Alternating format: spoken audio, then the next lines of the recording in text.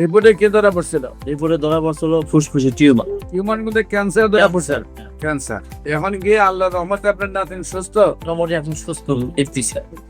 আপনাদেরকে একটা ক্যান্সার রোগী খুবই অল্প বয়সে, যার ক্যান্সার হওয়ার পরে আবার সুস্থ হয়েছে, আমরা তার সাথে পরিচয় করে দিচ্ছি। আপনার নাম শিমলা, আপনার বয়স কত? 13 বছর। আপনার কি সমস্যা হয়েছিল? এখন আপনি কয় মাস ওষুধ খাইছেন?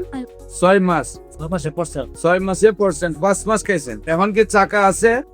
ব্যথা ট্যাথা আছে? এখন সম্পূর্ণ ভালো। সম্মানিত দেশবাসী, বিশেষ করে মাত্র 4 মাস 5 মাস ওষুধ খাওয়া হয়েছে, তার টিউমারটিও চলে গেছে, বডি থেকে ক্যান্সারও চলে গেছে। এখন আল্লাহর অশেষ রহমতে সে সম্পূর্ণ সুস্থ আছে। আপনি কি সম্পূর্ণ সুস্থ আছেন নাকি কোনো সমস্যা আছে? কোনো সমস্যা নাই। আপনার নামটা কি? শিমলা। আপনার বাবার নাম? হ্যাঁ, মোল্লা। শিব মোল্লা। আপনার মায়ের নাম? রুমি বেগম। গ্রাম? আচ্ছা, থানা? জেলা? আপনার সাথে কে? না, আপনার নাম কি? মোহাম্মদ আলী হোসেন। মোহাম্মদ আলী হোসেন। আপনার কি হয়? নাতি আর কি। মেয়ের ঘরের নাতি। কি সমস্যা হয়েছিল, কি সমাধান হয়েছে?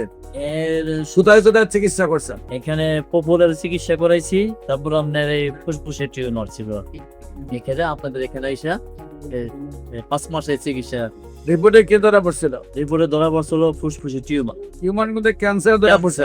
ক্যান্সার। টিউমারের মধ্যে ক্যান্সার ধরা পড়ে আপনি কোথায় কোথায় চিকিৎসা করছেন? আপনাদের এখানেই আমাদের এখানে। আমাদের আগে কোথায় পপুলার? পপুলার। এখন গিয়ে আল্লাহর রহমতে আপনার নাতিন সুস্থ। মোটামুটি এখন সুস্থ দেখতেছি।